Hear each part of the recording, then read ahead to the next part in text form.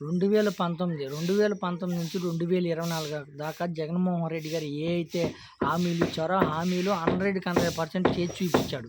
ఎవరైతే నవరత్నాల్లో భాగంగా అమ్మఒడి కానీ, నాడు నేడు కానీ, విద్యా దీవెన కానివ్వండి, ఆసరా కానివ్వండి, ప్రతి ఒక్క పథకం చేసి చూపించాడు. అయితే 2024లో జగన్మోహన్ రెడ్డి గారు ఓడిపోయిన తర్వాత నారా చంద్రబాబు నాయుడు గారు ఎన్నికలకు ముందుగానే ఒక మేనిఫెస్టో ఇచ్చారు. ఏది సూపర్ సిక్స్ ఒకటి ఏదైతే జగన్మోహన్ రెడ్డి గారు కొనసాగించాయని నేను తీసేయనో అయ్యే కంటిన్యూ చేస్తాను. ఆఖరికి వాలంటరీ వ్యవస్థను కానీ నేను కొనసాగిస్తాను, వాలంటరీ వ్యవస్థకు 10,000 ఇస్తాను అని చెప్పి హామీలు చెప్పి మొత్తానికైతే గెలిచాడు.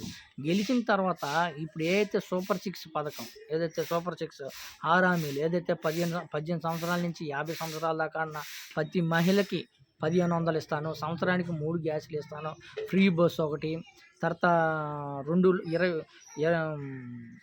లక్షల ఉద్యోగాలు, రైతు భరోసా, తర్వాత ఇవన్నీ చేస్తానంట. ఇవన్నీ చేస్తారా అనేదానికి కానీ గ్యారెంటీ హామీ లేదు. చేస్తాడా చేయడంటే చాలామంది అయితే సొంత టీడీపీ కార్యకర్తలే మా నాయకుడు చేయడు చేయలేరు అని సొంత టీడీపీ కార్యకర్తలే చెప్తున్నారు.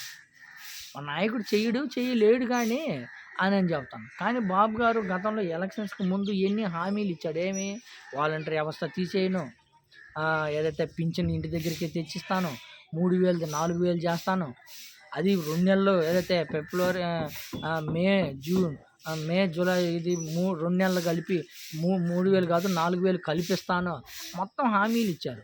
ఇప్పుడు హామీలు నెరవేర్చుతాడా, ఏదైతే మాట ఇచ్చాడో మాట కట్టుబడి నెరవేరుస్తారా, లేకపోతే గతంలో ఏదైతే 2,000 గతంలో ఇచ్చాడో, ఏదైతే 600 హామీ ఇచ్చాడో 600 హామీల్లో సగంగా చేయకుండా మాట తప్పే విధంగా ఉంటాడో వేచి చూద్దాం. మొత్తానికైతే ఏదైతే హామీలు ఇచ్చారో ఈ హామీలు జగన్మోహన్ రెడ్డి గారు ప్రభుత్వంలో ఇస్తేనేమో శ్రీలంక అయిపోయింది, మరో పాకిస్తాన్ అయిపోయింది, అప్పుల్లో కూరుకుపోయిద్ది అని బాబు గారే విమర్శించాడు.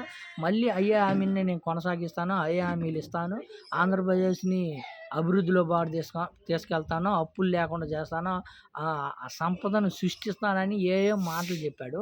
ఈ మాటలన్నీ ఏదైతే రేపు ప్రమాణ స్వీకారం చేస్తారు కదా, ప్రమాణ స్వీకారం చేసే రోజు ఏ పథకం మీద ఫస్ట్ సంతకం పెడతాడో, మరి దేన్ని మొదలు పెడతాడో దానికోసం వెయిట్ చూద్దాం.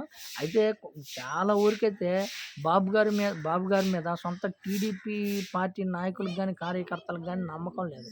ఏదైతే చేసే హామీలు కాదు, కొత్త గెలవటానికి చెప్పే హామీలే తప్ప మరొకటి లేదని సొంత టీడీపీ కార్యకర్తలు ఒప్పుకునే స్థితిలోకి వచ్చింది టీడీపీ పార్టీ.